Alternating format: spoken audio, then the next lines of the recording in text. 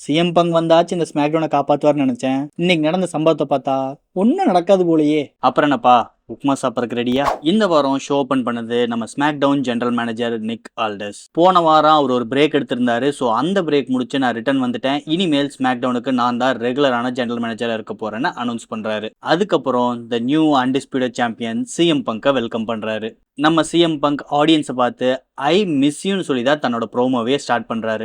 ஆக்சுவலா அந்த மனுஷன் ரெசல்மேனியால மேட்ச் முடிஞ்சதுக்கப்புறம் வெறும் ஒரே ஒரு episode Raw and SmackDown வந்தாரு. அதுக்கப்புறம் அப்படியே காணாம போயிட்டாரு. ஆல்மோஸ்ட் ஒரு 2.5 மாசம் கழிச்சு தான் இப்ப அவரு ரிட்டர்ன் வந்திருக்காரு. ஆனா உள்ள வந்த ஃபர்ஸ்ட் டேவே he became WWE undisputed champion. கடந்த 2.5 மாசமா நான் இந்த WWE மேனேஜ்மெண்ட் கிட்ட எப்படியாச்சும் என்னைய ஸ்மாக் டவுனுக்கு டிரான்ஸ்ஃபர் பண்ணுங்கன்னு டேர்ம்ஸ் அண்ட் கண்டிஷன் நெகோசியேட் பண்ணிட்டு இருந்தேன். ஆனா எந்த வகையிலுமே அது ஃபைனலைஸ் ஆகவே இல்லை. அதனாலதான் இத்தனை நாள் நானும் ரிட்டர்ன் வரல. ஆனா போன ரா எபிசோட்ல அந்த அன்டிஸ்பியூட்டட் சாம்பியன்ஷிப் மேட்ச்னு சொல்லி ஒரு ஆப்பர்ச்சுனிட்டி எனக்கு ஓப்பன் ஆச்சு. சோ இந்த மாதிரி ஒரு அன்டிஸ்பியூட்டட் சாம்பியன்ஷிப்புக்கு வானத்திலிருந்து ஒரு ஆப்பர்ச்சுனிட்டி கொட்டும் போது நான் அதை கேட்ச் பண்ணிட்டேன், நான் அதை யூஸ் பண்ணிக்கிட்டேன். இப்ப WWEக்கு வேற வழியே கிடையாது, என்ன அவங்க ஸ்மாக் டவுனுக்கு ஷிஃப்ட் பண்ணி தான் ஆகணும். பிகாஸ் நான் தான் உங்களோட அன்டிஸ்பியூட்டட் சாம்பியன் கர்வமா சொல்றாரு. இந்த ஸ்மாக் டவுனோட பேக் ஸ்டேஜ் லாக்கர் ரூம்ல புது பிளேயர்ஸ் எப்படியாச்சும் இந்த சாம்பியன்ஷிப்புக்கு ஒரு மேட்ச் கிடைக்குமான்னு சொல்லி வெறி கொண்டு காத்துக்கிட்டு இருக்காங்க. அப்படி உங்களுக்கு மேட்ச் வேணும்னா யாரா இருந்தாலும் நான் ரெடி, நீங்க ஸ்டெப் அப் பண்ணி முன்னாடி வாங்கன்னு கூப்பிடுறாரு. சேமி ஜெயின் உனக்கு மேட்ச் வேணுமா வா, கந்தர் உனக்கு மேட்ச் வேணுமா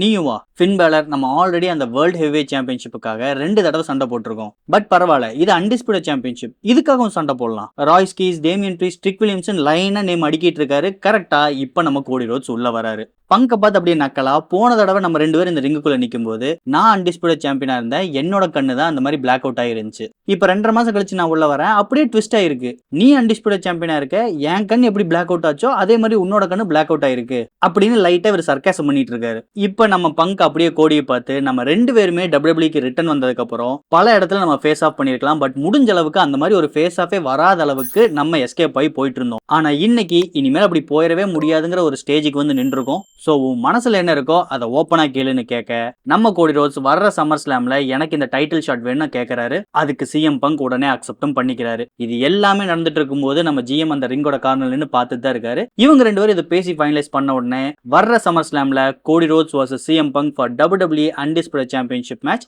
அபிஷியலா அனௌன்ஸ் பண்றாரு. ரெஸ்லர்ஸ், அப்ப நம்ம எக்ஸ் சாம்பியன் சேமி ஜெயினோட நிலைமை என்ன? அது மட்டும் இல்லாம எனக்கு இன்னொரு சந்தேகம், நம்ம ராவோட சைடு பாத்தீங்கன்னா இதே மாதிரி தான் நடந்துச்சு. நம்ம Seth Rollins king of the ring tournament தோத்துட்டாரு. திடீர்னு எல்லாமே முடிஞ்சதுக்கு அப்புறம் ரிங்குக்கு வந்து எனக்கு மேட்ச் வேணும் ரோமன் ரெயின்ஸ் கிட்ட கேட்கறாரு. ரோமன் அக்செப்ட் பண்ணிட்டாரு. அவங்களுக்கு ஒரு மேட்ச் ஃபைனலைஸ் ஆயிருச்சு. இப்ப சேமி ஜெயின் கிட்ட இருந்து தான் சிஎம் பங்க் வின் பண்ணிருக்காரு. டெக்னிக்கலா இவங்களுக்குள்ள தான் ரீமேட்ச் நடக்கணும். ஆனா அதை அப்படியே இக்னோர் பண்ணிட்டாங்க. இப்ப கோடி ரோட்ஸ் உள்ள வந்து எனக்கு மேட்ச் வேணும்னு கேட்கறாரு. இவரு அக்செப்ட் பண்ணிட்டாரு. அப்படியே இவங்களோட மேட்சையும் தூக்கி ஃபைனலைஸ் பண்ணிட்டாங்க. கொஞ்சம் கூட கஷ்டப்பட்டு ஸ்டோரி லைன் எழுதணும்னு இவனுக்கு யோசிக்கவே இல்ல, குச்சமே இல்ல.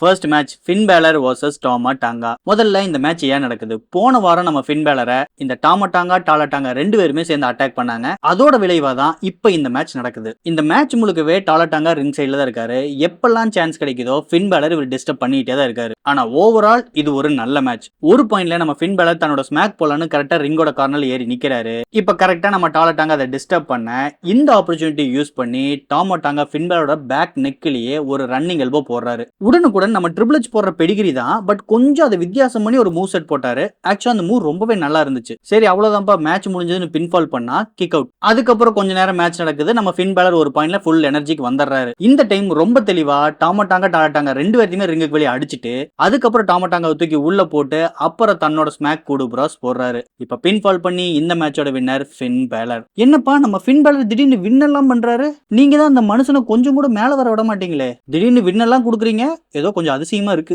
அடுத்தது ஒரு பேக் ஸ்டேஜ் செக்மெண்ட். நம்ம ஜெனரல் மேனேஜரோட ரூமை காட்டுறாங்க. நிக் ஆல்டஸ் போன் கால்ல யார்கிட்டயோ பேசிட்டு இருக்காரு. யாருன்னு பார்த்தா அது சேமி ஜெயின். நான் தான் பெல்ட்டை லூஸ் பண்ணியிருக்கேன், அப்ப எனக்கு தான் நீங்க ரீமேட்ச் கொடுக்கணும். அதுக்குள்ள எப்படி சிஎம் பங்குக்கும் கோடி ரோட்ஸ்க்கு நீங்க மேட்ச் அபிஷியல் பண்ணீங்கன்னு சொல்லி தன்னோட நியாயத்தை அவர் கேட்டுட்டு இருக்காரு. போன் மூலியமா சண்டை போட்டுட்டு இருக்காரு. கரெக்டா இந்த சுச்சுவேஷன்ல நம்ம கந்தர் உள்ள வராரு. நிக்க பார்த்து நான் உனக்கு எண்ட் ஆஃப் த டே வரைக்கும் டைம் தரேன், இந்த பங்குக்கும் கோடிக்கு நடக்கிற மேட்ச்ல என்னையும் ஆட் பண்ணுன்னு சொல்லி கேட்கறாரு. நம்ம ஜெனரல் மேனேஜர் சரிப்பா நீ சொன்னதை நான் யோசிச்சு பாக்குறேன்னு சொல்லி கந்தரை சமாதானப்படுத்தி வெளியே அனுப்புறாரு. இப்ப ஜிம்மி யூசோ அண்ட் ஜேக்கப் ஃபாட்டூர் ரிங்குள்ள வராங்க.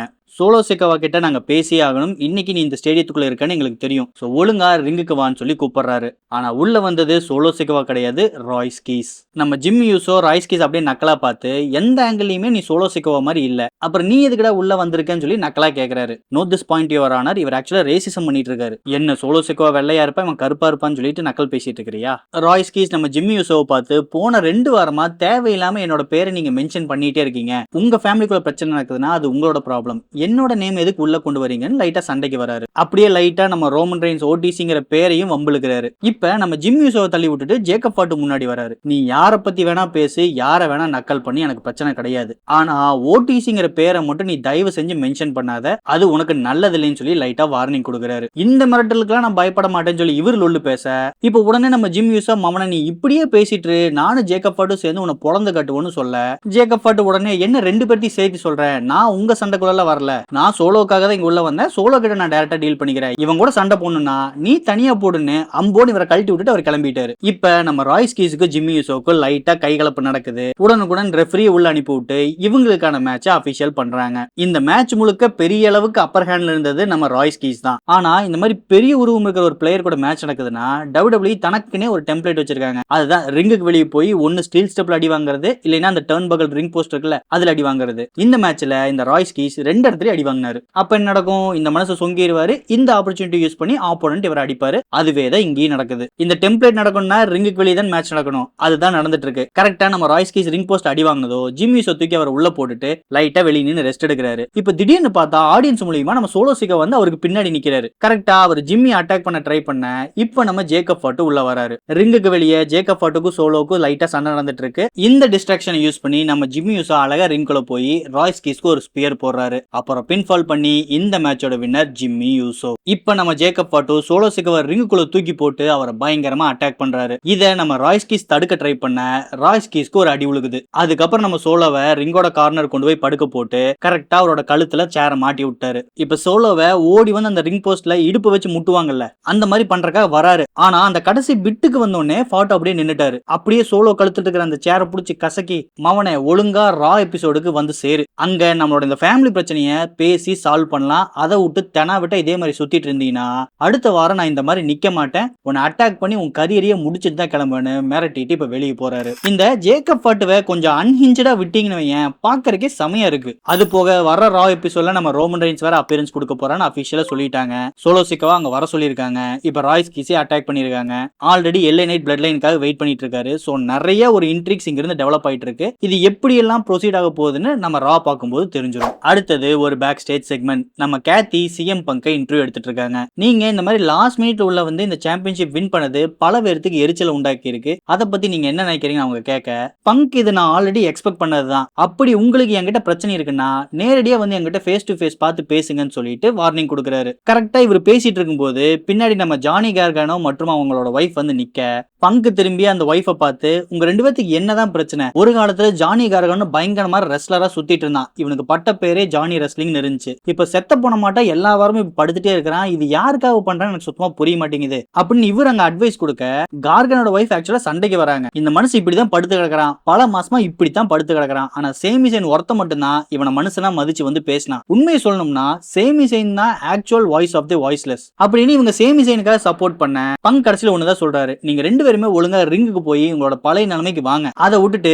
பேக் ஸ்டேஜ்ல இருந்து உங்களோட கரியரை வேஸ்ட் பண்ணாதீங்கன்னு சொல்லிட்டு திரும்பினா இங்க ஃபின் பேலர் நின்னுட்டு இருக்காரு. பங்க பார்த்து அப்படியே நக்கலா சிரிச்சுட்டு வெல்கம் டு ஸ்மாக் டவுன் சொல்லிட்டு அந்த மனுஷன் கிளம்பிட்டான். ஷோவோட ஓப்பனிங்ல பாத்தீங்கன்னா சிஎம் பங்க் ஃபின் பேலரோட நேமை யூஸ் பண்றாரு. அப்படியே அடுத்தது ஃபின் பேலர் மேட்ச் வின் பண்றாரு. இப்ப பேக் ஸ்டேஜ்ல 2 பேரும் மூஞ்சி பார்த்துட்டு கிராஸ் பண்றாங்க. சோ எனக்கு தெரிஞ்சு ஏதோ ஒரு பாயிண்ட்ல ஃபின் பேலருக்கும் பங்குக்கும் கண்டிப்பா ஒரு மேட்ச் நடக்க தான் போகுது. அதுக்கான ஹிண்ட் 1 by 1 கொடுத்துட்டு இருக்காங்க. அடுத்தது Alexa Bliss vs Jade Cargill. Jade கார்கிலுக்கு சப்போர்ட்டா இந்த மீஷுனும் பீஃபேபும், அதே மாதிரி அலெக்சா பிளிஸுக்கு சப்போர்ட்டா சார்லட் ஃபிளேர் ரிங் சைடு இந்த ஃபுல் மேட்ச்மே இருக்காங்க. ஓவரால் இது ஒரு ஆவரேஜ் மேட்ச் தான். ஏன்னா பல இடத்துல இவங்களுக்கு ப்ராப்பரா மூவ்செட் சிங்கே ஆகல. அது போக இது ரொம்பவே சின்ன மேட்சும் கூட. மேட்ச் நடக்கும்போது அந்த பக்கம் மீஷின் நம்ம அலெக்சா பிளிஸை டிஸ்டர்ப் பண்ணா, சார்லட் ஃபிளேர் இந்த பக்கம் ஜேட் கார்கில் டிஸ்டர்ப் பண்றாங்க. சோ நீ ஒன்னு பண்ணா நான் ஒன்னு பண்ணுவேன்னு ரிங்கு கீழ இருக்கிறவங்க ஈக்குவலா டிஸ்டர்ப் பண்ணிக்கிறாங்க. என்ன இருந்தாலும் மேட்சோட கடைசியில நம்ம ஜேட் கார்கில் அழகா அலெக்சா பிளிஸை பிடிச்சு தன்னோட ஸ்மாக் போட்டு பின்ஃபால் பண்றாங்க. சோ இந்த மேட்சோட வின்னர் ஜேட் கார்கில். இந்த மேட்ச் முடிஞ்சதுக்கு அப்புறமும் அலெக்சா பிளிஸை அட்டாக் பண்றதுக்கு ஜேட் கார்கில் ட்ரை பண்றாங்க. அவங்களை காப்பாத்துறதுக்காக சார்லட் ஃபிளேர் உள்ள வந்தா அது அடியாளுங்க 2 பேர் இருக்காங்களா, மீஷின் ப்ரீஃபேப். இவங்க சார்லட் ஃபிளேர் அடிச்சு வெளியே எடுத்துட்டு போயிட்டாங்க. கடைசியில ஒரு ஸ்டீல் சேரை உள்ள கொண்டு வந்து கரெக்டா அலெக்சா பிளிஸோட கையில மாட்டி ஜேட் கார்கில் ஒரு லாக் போடுறாங்க. திட்டத்தட்ட அவங்க கையை உடைக்கிற மாதிரி ஒரு மூவ்ஸை ட்ரை பண்றாங்க. சார்லட் ஃபிளேர் எப்படியாச்சும் ஹெல்ப் பண்ணா உள்ள வர ட்ரை பண்றாங்க. பட் அவங்க அந்த 2 அடியாளுங்க புடிச்சு வச்சுட்டாங்க. கடைசியில அலெக்சா பிளிஸுக்கும் கை உடஞ்ச மாதிரி ஒரு பாவலா காட்டுறாங்க. இதுல இருந்து நமக்கு என்ன சொல்ல வராங்கன்னா, சம்மர் ஸ்லாம் வரைக்கும் எய்தர் அலெக்சா பிளிஸ் கையில கட்டு போட்டு சுத்துவாங்க, இல்லைன்னா மொத்தமா காணாம போயிருவாங்க. நம்ம முன்னாடியே பிரெடிக்ட் பண்ண மாதிரி வர்ற சம்மர் ஸ்லாம்ல சார்லட் ஃபிளேருக்கும் ஜேட் கார்கிலுக்கும் தான் மேட்ச் நடக்க போகுது. அது ரொம்ப தெளிவா எக்ஸிக்யூட் ஆயிட்டு இருக்கு.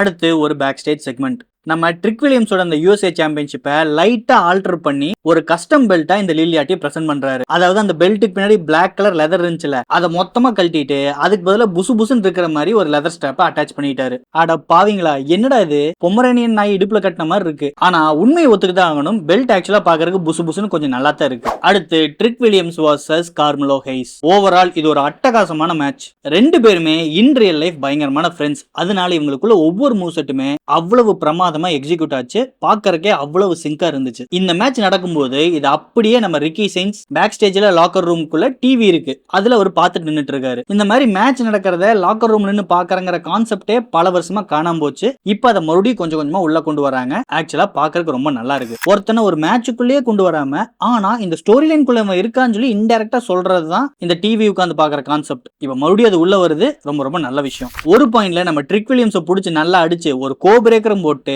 அதுக்கப்புறம் ரிங்கு மேல நின்னு ஒரு ஃப்ராக் ஸ்பிளாஷ் போடலான்னு நம்ம கார்மெலோ ஹேய்ஸ் ரிங்கு மேல ஏறாரு. திடீர்னு அவர் ஒரு கை வந்து பிடிக்குது. யாருன்னு பார்த்தா நம்ம பேரன் கார்பின். டே இவன்டா.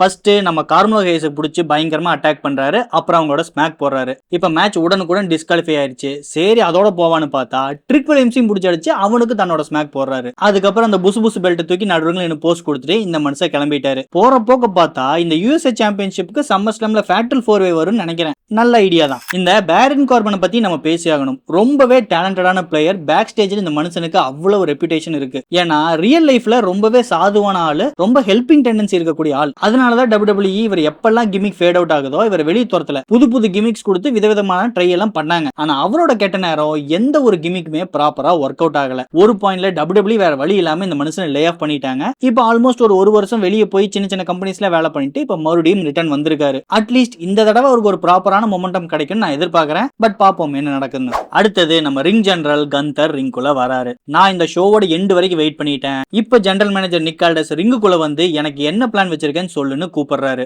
உடனே நம்ம GM ரிங்குள்ள வராரு. நீ கேட்ட மாதிரியே உனக்கு CM Punk and Cody roads கொடுக்குறேன். ஆனா நீ கேட்ட சம்மர் ஸ்லாம்ல கிடையாது. அதுக்கு பதிலா CM Punk and Cody Rhodes versus Gunther and Sami Zayn in Saturday Night Main இவென்ட்னு அனௌன்ஸ் பண்றாரு. கந்தருக்கு பயங்கரமான கோவம். ஏன்டா நான் டைட்டில் ஆப்பர்ச்சுனிட்டி மேட்ச் கேட்டா நீ என்னடா டாக் டீம் மேட்ச் கொடுக்குறேன்னு சொல்லி சண்டைக்கு வராரு. நிக் ஆல்டஸ் நீ கேட்டதுக்காகலாம் கொடுக்க முடியாது, இந்த டாக் டீம் மேட்ச் வேணா கொடுக்குறேன், வேணும்னா அக்செப்ட் பண்ணிக்கோன்னு சொல்லி அவரு வம்பிழுக்க இப்ப 2 பேருக்குமே முட்டிக்குது. ஒரு பாயிண்ட்ல கந்தர் நம்ம நிக் ஆல்டஸ் பிடிச்சி அடிக்க ஆரம்பிச்சிட்டாரு. அடிக்கிறதுனா சும்மா இல்லைங்க, பயங்கரமா அட்டாக் பண்றாரு. கடைசியில தன்னோட அந்த ஸ்லீப்பர் ஹோல்டையும் போட்டு படுத்துட்டாரு. அப்புறம் நம்ம செக்யூரிட்டி ரெஃபரி எல்லாரும் வந்து தடுத்து கந்தரை பிடிச்சி இழுத்து ஸ்பிளிட் பண்றாங்க. சரி அந்த மனுஷன் போயிடுவான்னு பார்த்தா மறுபடியும் ரிங்குள்ள வந்து ஸ்லீப்பர் ஹோல்ட் போடுறான். நம்ம நிக் ஆல்டஸும் ஒரு ஃபுல் ஜிம்பி மடிச்சா எப்படி மட்டையாகுமோ அந்த லெவலுக்கு மட்டையை படுத்துட்டாரு. ஆனா அந்த ஸ்லீப்பர் ஹோல்ட் இருந்து ரிலீஸ் பண்றதுக்கு கந்தர் ரெடி கிடையாது. புடிச்ச மேனிக்கே தான் படுத்து கிடக்குறாரு. இப்ப நம்ம ஜெனரல் மேனேஜர் காப்பாத்துறதுக்காக கோல்டன் பால்ஸ் கோடி ரோட்ஸ் உள்ள வராரு. இதுல காமெடி என்னன்னா, உள்ள ஸ்லீப்பர் ஹோல் போட்டு நம்ம ஜெனரல் மேனேஜரை சங்கீத ஸ்வரங்கள்